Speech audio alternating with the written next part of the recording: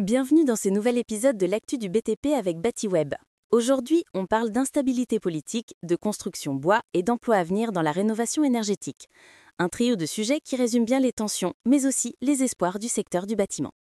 Le salon Reno Days, censé être une vitrine pour la rénovation énergétique, a démarré dans un climat tendu. À peine le gouvernement les cornues formés, déjà une démission. 14 heures plus tard, plus de ministre du logement. De quoi agacer tout le monde.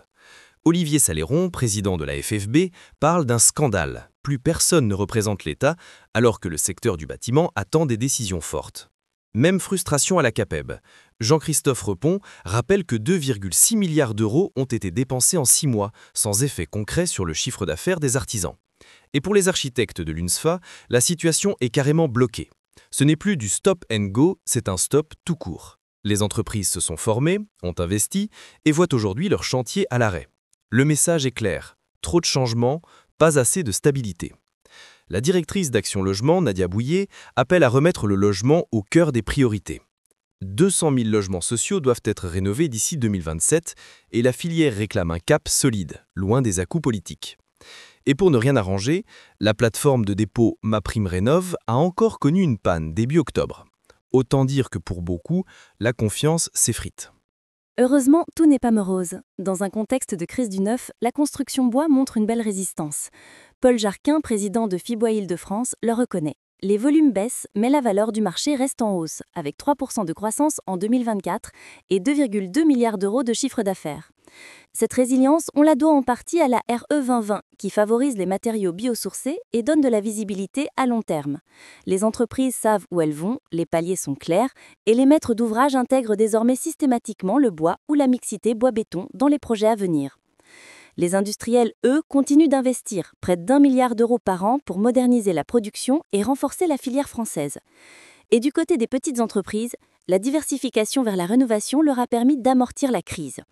Mais deux défis restent majeurs, le manque de visibilité politique, encore une fois, et la pénurie de main-d'œuvre.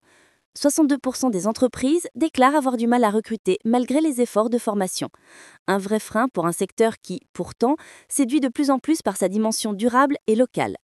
Justement, parlons emploi. L'Institut Négawatt vient de publier des chiffres impressionnants avec son outil Éclore.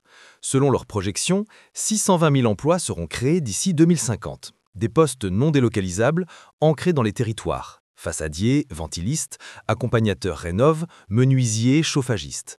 Mais pour y arriver, il faudrait une formation massive. 63 000 ventilistes et 33 000 accompagnateurs d'ici 2035, sans oublier la montée en compétences sur les métiers existants. L'outil Éclore sera disponible en 2026 pour aider les collectivités et les organismes de formation à planifier leurs besoins. C'est un signal fort. Au-delà des aides publiques, la rénovation énergétique, c'est un levier d'emploi durable, mais aussi un pilier pour la transition énergétique du pays. Entre les secousses politiques, la filière bois qui tient le cap et le potentiel d'emploi colossal, le BTP français était un tournant. Stabilité, innovation et formation. 3 mots qui résument les priorités pour relancer la machine. Merci de nous avoir suivis. Retrouvez tous les détails de ces actualités sur batiweb.com et abonnez-vous pour ne rien manquer de l'actualité du bâtiment.